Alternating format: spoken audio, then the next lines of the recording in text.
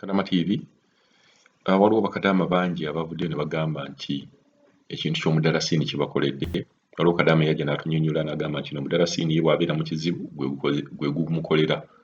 Ne wabeerawo n'abalala abagamba nti munnyu, ne wabeerawo abalala abagenda mu by'eddiini. Buli kintu ky'olaba ku nsi ky'olaba kirina omugaso.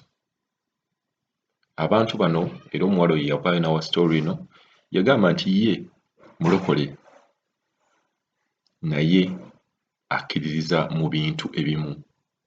Waliwo ebintu bye tukozesa ebimu naye nga tebibeera nti oyawukanye ne Katonda. Wabula ng'ebintu ebyo Katonda abiteekawo okubeera nga oyinza okuyitira omwo oba ayinza okuyitira omwo n'abeera ng'akuwonya. Example, enjala bw'eba ekuluma Katonda yateekawo nti olina okulya emmere. Emmere eyo bw'otagirya ne bw'obeera ng'olina ddiini ki olina ddiini ki era ojja kufa. Katonda n'ateekawo nti bw'oba osala ekkubo otunula eno otunule n'eri osale ekkubo. So tomala gasala kkubo n'ogamba kasita nze nzikiririza mu Katonda bwe nti. So ate ekintu ky'oteekamu mu bwongo kuba abantu bangi abaavaayo ne bagamba nti ebintu ebyo byonna olina kwekwasa, sijja kwogera linnya naye olina kwekwasa muntu bw'ati ne bw'ati, ekizibu kyo byonna bigenda kubeera nga bivuddewo. Okukwasa ebizibu tugambe Katonda, Yesu, bannabbi, tekitegeeza nti ate olina okubeera ng'oli mulagajjavu. Abaavaayo ne baataakinga omuwala oli temwamutegeera bulungi. Nti ye tagambangako nti omudalasini ye Katonda we. Wabula akuwa ku magezi nti bw'okozesa ekintu kino bwe kiti ne bwe kiti ne bwe kiti, waliwo ebintu ebibeera nga bikwanguyira singa tewaliwo madagala. Kuba bw'olwala ogenda mu ddwaliro ne bakuwa eddagala. Kati bw'omira eddagala eryo oba ogasse Katonda ku ddagala, oba eddagala eribeera lisinze Katonda, wabula Katonda agenda kukuyamba ng'oyise mu ddagala eryo.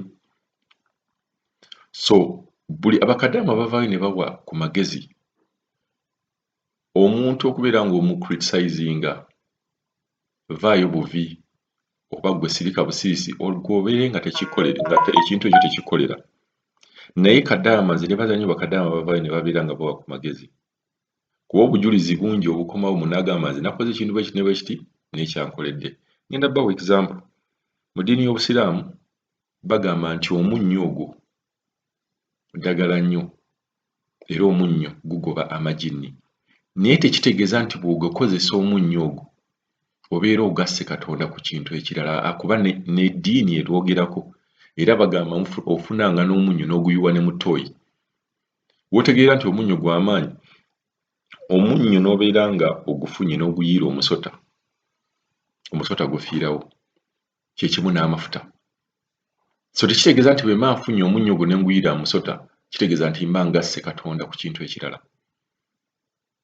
Wabula kiri nti Katonda ebintu byonna bye yateekawo n'abitonda n'obeera ng'obikoze naye nga tobikozesa mu bino ebintu ng'ebigambo ebyekigaana nti agenze mu ssabo. Ekintu ekyo tekirina buzibu. Kadaama ono agenda kuba nga atunnyonnyola nti yawuliriza sitoori y'omudalasini ogwo, cinnamon, naye bwe yagukozesa buli kintu kyakyuka. Naye tekitegeeza nti kadaama ono tamanyi nti no Katonda gy'ali.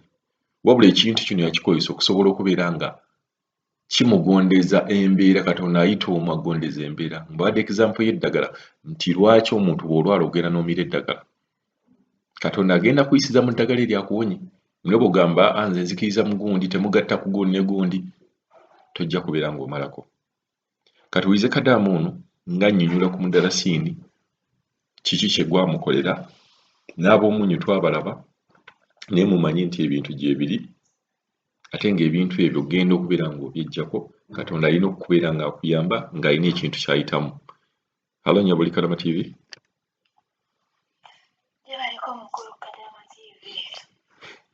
Anaasenyiwa. Kulo nina recordinga audio ngeri wansi lwakuba nali nina kyebitamu ate nga niwe na recordingira tewali safe. Naye nasaba Mukama era nitumiikiriza. Kakati kinyikodingisa vidiyo endala bifo sennaba nakobuuza naye nkolamusizza mu linnya lya Mukama waffe Yesu Kristo. Abasiraamu Assalamu alaikum wa rahmatullahi wa barakatuh wa batibungira sabanyarwanda. Abanye bange nze Maira. Njagala kwebaza Mukama ku lw'obukuumi. Kakati njagala recommendinga ku kintu kya cinnamon. Cinnamon, yes. Omudalasiini.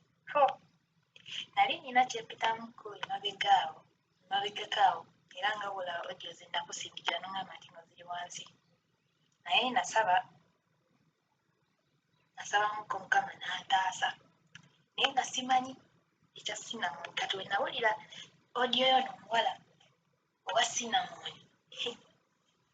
Ne ŋŋamba nange kangezeseeko cinnamon. Nkozeseeko cinnamon. Naye bannange byebuuza maggi ali mu cinnamon. Mukulu Kadaama nze nali rejected. Ekiseera nga bana bantu tebakyandabawo. Naye nga mu kusooka baali bandabawo nga tebakyandabawo. Naye ndi kulikomendinga cinnamon. Omanyi eno emwabu ekizigo kye tulina kye tutera okukozesa bakiyita Vaseline. Kakati ba sweet buli anaawulira audio eno simanyi Mukulu Kadaama oba nagiteekayo ddi ku YouTube naye anytime nawe nagiteekerayo buli omu atrayingeko cinnamon. Nze simunaaba nga abalala bagira naye mussa mu bizigo nemwesiiga. Naye ono muganda wange keyagambako teeka mu mutwe nange kateekamuko. Ne bannange it's real, things are real. Mukama Katonda nze mmanyi. Njogera ndi musanyufu. Nze nali n'ekyawa andi byange. Ne gwe bandagalaabu. There is a favor. So, just in recording the record here, kurekomendinga na kuongereza kwekyo Buganda Food yasooka yatugambye ekya cinnamon yakola ebyaddala bamukwano twayingako cinnamon tetuganye n'omunyu nagwo okukola naye ne cinnamon naye akola. Nze nayikozezaako omunyu naye naguvako nenzira ku cinnamon kubanga ye mwangu.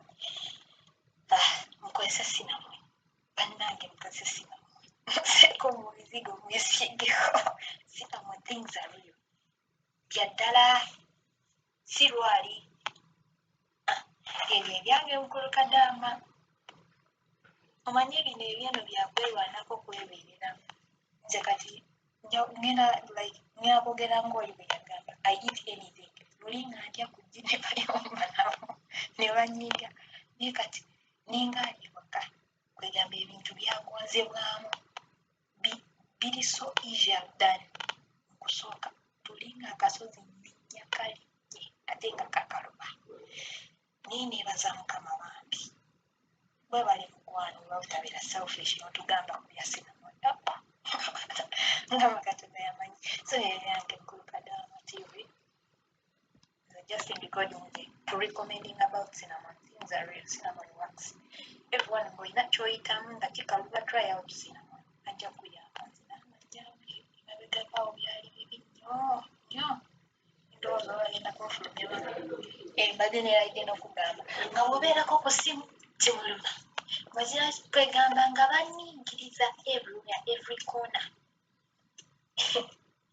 Naye nagiwa rejection Mukama Katonda. Nga ng'oggyeko rejection n'ebya market nabyo biri. Nafunako n'ekinamba nekineekubako. Periods ne zibula. Tetuganye yadde periods sinnagendamu. Paka kati sikyaziraba yadde. Naye nzikiriza nja kudda mu ddwaliro kubanga Katonda mulamu. Katonda asobola byonna. Ate manyi bo be bakikola. Naye bajjazizza. Kimanyi. Olaba embeera eyaliwo yakyuka ne periods ngenda zifa. Nzikiriza. So ebyange njagadde recommendinga cinnamon ekikulu. Tuyitamu bye tuyitamu kubanga olugendo si lwangu. Olugendo lwo si lwangu. Naye mugenda Mukama abeerawo. Ajja tuwanguza. Bagala nnyo.